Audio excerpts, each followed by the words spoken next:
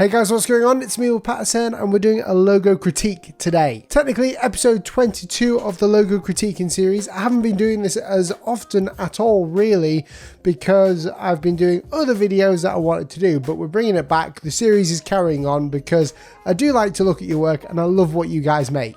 Before we get into the critique, make sure you press that red subscribe button down below here. It is completely free. And if you want to join the closed Facebook group, you can become a member as well. Click the member or join button down below. Let's get into the first critique. The first critique is from Oscar Nunez, and I think I'm saying that right. And he has done his first ever logo really for a church. And can I just say from the first off, Oscar, this is awesome. So let me go through the things that I like about it, and then we'll work on things that you could do better. So first thing I like is your hierarchy, which is great. You've got the icon, you've got the really nice monoline sort of scripty signature style lettering for the church. It is really, really legible. I can read that really easily. I would change a few of the letters, such as, the L and maybe the B or the E, depending on where you're going with it, but I can read it really well. Now the icon is good, and I had to play around with it, as you can see in this little short clip of me messing around with it, and I was doing all sorts of different shapes and sizes to see what would be different with the icon, but I couldn't really find anything else that worked as well as what you've got in the short space of time that I have. So I actually went ahead and created a new composition for you, just to think of different ways to compose the design depending on the way you're putting it. If it's going on a t-shirt, or if it's going on a business card, or if it's going somewhere else, it's important to have the logo seen in the right way and in the easiest way. So having a logo type like this means that you have to compose it slightly different in some cases, and I've got case studies on this on my website.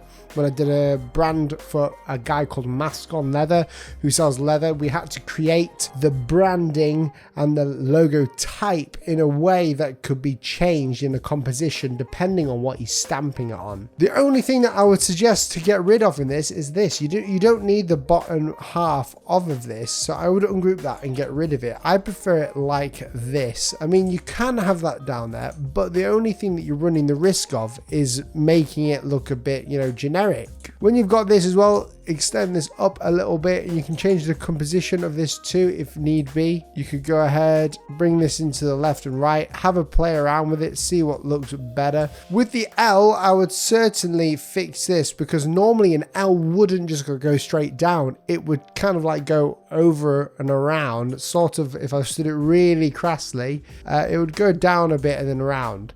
And the bowl here is way too big, so I would just play around with that, see if it works differently, see if it's better, see what you can do with it. But all in all, Oscar, I'm going to give you one of my famous high fives. High five. The next submission for today is from Surabh Kumar. I'm just going to call you Kumar because I can't pronounce your first name. So you've created a fake brand called Yatri Mandal, which is a travel agency, and your job is to brand this. So you've got the icon, you've got the logo type, and you've got the billboard here for us to have a look at. Okay, so there's a few things with this, and I'm going to show you what I did to make this logo a lot better and give you a better idea of what people are probably looking for in the travel agency scene. So start off with the basics. Your icon doesn't make sense to me. I understand it in a certain way of the plane, but that is way too literal. So you'll see a lot of companies like TUI and Thomas Cook, they're using different icons and different aesthetics to get across a concept or a point to their customers. TUI uses a smile and a wink, and it's also a TU and an I. So that is a good concept, but it's not a literal one where it's we are a travel agency. So it's important when you're looking at a design like this that you keep in mind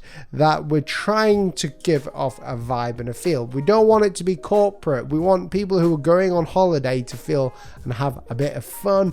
Maybe think about the ocean, depending on where they're going, or think about the travel plans. You don't want it to look corporate and boring. So one thing you can do to stop that is change the typeface. Now, I've gone ahead and made my own over here, which is a very quick idea for you, just so you can understand where I was coming from. Basically, I wanted to create a logo that was very fun and fluid, but something that still kept the idea of a plane traveling for you. This is just the first idea that came to my mind when I was doing it, and it's, you know, not the best logo I could ever do. It's basically using certain typographic principles, such as, you know, choosing a good typeface that is solid. I've made it in full caps, and I know it's not really a travel style of typeface, but it works. I just use repetition within the actual logo type itself, just so people could see it a bit easier. It works when it's small, works when it's big. It's really simple. It's just a circle with waves in it, or it could be shown as, like, you know, speed or travel or getting from A to B. That is the idea of where I got this concept from. I also changed the color for you as well, from like that teal all the way to like a nice blue gradient, and the reason behind me doing that was literally because the teal doesn't work. It looks too boring for me.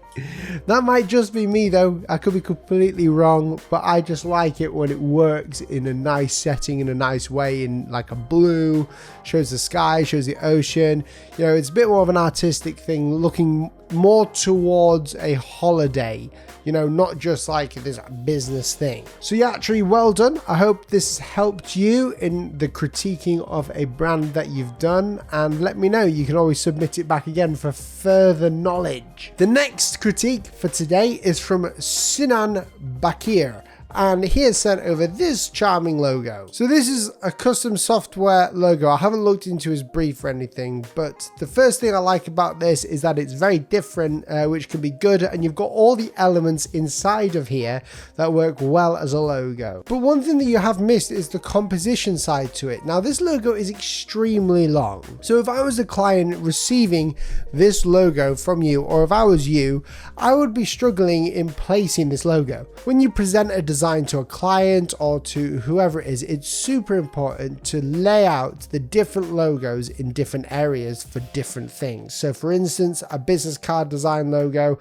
so you could just probably choose the icon itself without the typeface, or with the masthead of a website or on a t-shirt design, whatever you want it on, whether it's on the software, you want it to be in a square shape. So if I wanted to super simplify your design here, all I have to do is pick out the main thing that people need to see in order to create your brand, which is this thing here, this cool impossible shape link in the middle that looks like a bow tie. And there you go, you have it right there. There's your black version there. Now that works well because it's in a square. It's really easy to grid onto something like a business card, t-shirt, a hat, or a website. It's really easy to place. There is a lot of lines in there, so what I would suggest to do is, instead of outlining the work that you've done here, which by the way, you've done a really good job with the gradienting and everything on this, well done, I would just keep the outline shapes. So none of these shapes in the middle need to be there. It makes it overly complicated for the eye to see, and all we need is a basic shape, boom, that we can see on a business card, a masthead, or wherever. The next piece of advice I'll give you is to space this out correctly. You've chosen I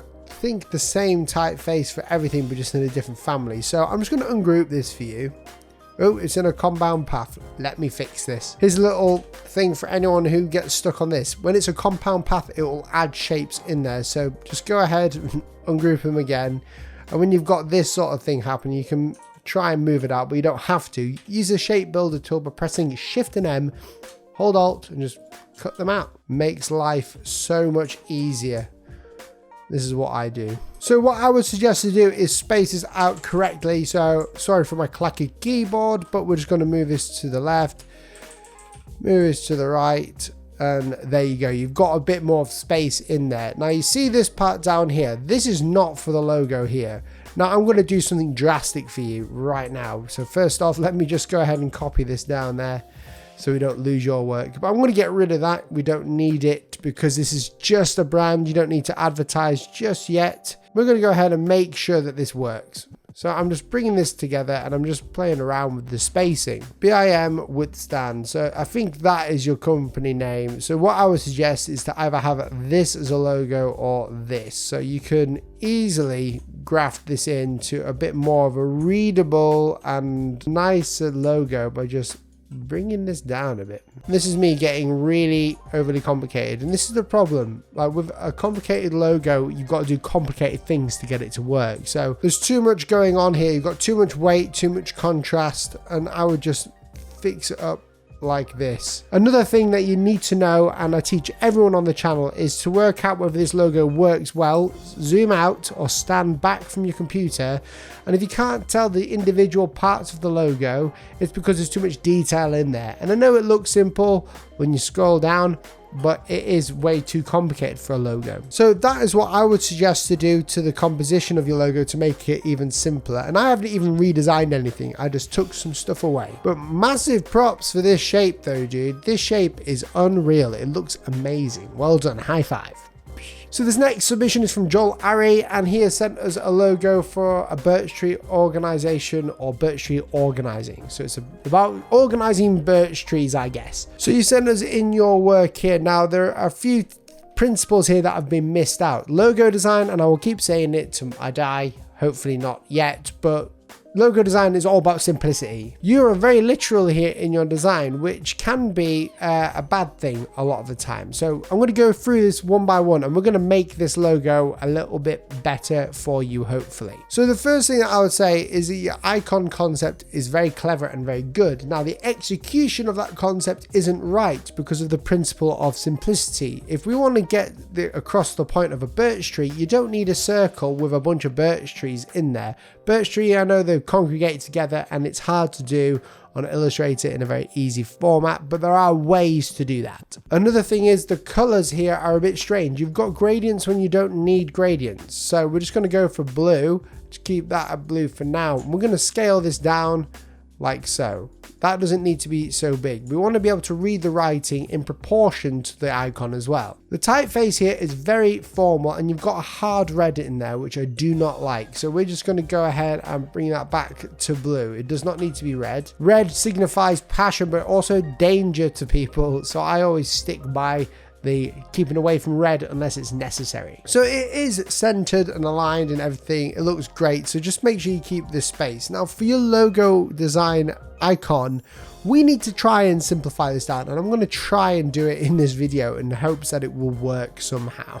So the only thing that I'm going to do is, instead of using a tree, and I think the simplest way of doing this for me anyway is to do a leaf, and there's a few ways you can do that. We're going to take a circle, and we're going to use the lines intersecting the circle here.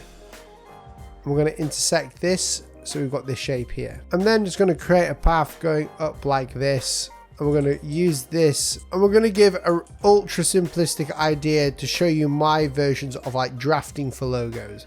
Now I use the width tool to get this, which is Shift and W, which allows me to change the width. Now I will copied it so we can go ahead and expand this one, expand appearance, and get rid of it using the shape builder tool. We can then add a gradient to this if we so desire. Okay, get rid of this over there, expand this up slightly, get it onto its side, and straight away we've got an ultra minimal design of a leaf, which is where I would start from when trying to create an effective logo. When you're first starting out with logo design, it can be quite tricky to know or work out what the best procedure is in choosing an icon. And the way that I found that works the best is, one, do your research. Two, if it's a tree, you don't have to use the exact tree. We're just trying to have a unique icon. And I know a leaf isn't unique, but this concept here could be made unique. I think we can do better with the icon though, so I'm going to go ahead and just alt drag copy it, and I'm going to go up here and I'm just going to divide it by 1.618, and then I'm going to just drag this out a bit so I give it a bit of uniqueness to the design. And I'm going to do it again. We're going to divide it once again. We're going to just extend this down like so. Now I want to balance this icon bit down here to know what it looks like over here. You know, you've got like, maybe that I've just gone a bit too complicated there. But if you were to do different leaves and do this sort of thing, that would work really well. And we know it would because, one, you can see it when it's far away. You can see the main shape of it far away. It also fits within a rectangle as well. If I was to show you what an app icon it could look like. So for whatever reason, one day if you have an app icon or something else, you know, it would look okay in an app icon. So these are just some of the things that you can think about and work on when designing a logo. I mean, it doesn't have to stop here. You can work out at any point where you want to stop. You see, the possibilities are really endless with creating a cut icon, and with a birch tree design you can do a lot with it. So I hope that helped. Guys, thank you so much for watching this video. If you enjoyed it, please let me know by subscribing, pressing that like button, and comment down below which one was your favorite logo. So if you don't see my videos at least a few times a week, make sure you search for me on YouTube to make sure that you get the videos. And guys, thank you once again for the opportunity of being able to critique your logos and everything else. It means the world to me. If you want to become a member, become a member. If you like the video, press the like button. If you didn't like the video, press the dislike button twice, and I will catch you in the next video. See you soon. Adios. Goodbye.